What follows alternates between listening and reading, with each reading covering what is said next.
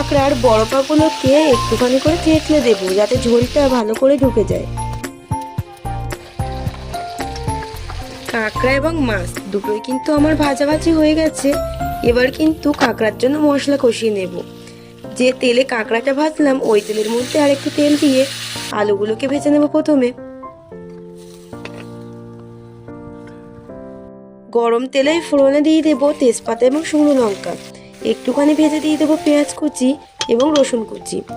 তার সঙ্গে দিয়ে দিচ্ছি আদা বাটা, জিরে মরিচ বাটা এবং শুকনো লঙ্কা বাটা দিয়ে নুন হলুদ দিয়ে সুন্দর করে একটু জল দিয়ে কষিয়ে নেব। রঙের জন্য দিয়েছি কাশ্মীরি লঙ্কার গুঁড়ো আর আগে থেকে কাটা কাঁচা টমেটো দিয়ে কাঁচা চিরা লঙ্কা দিয়ে কষিয়ে নেব।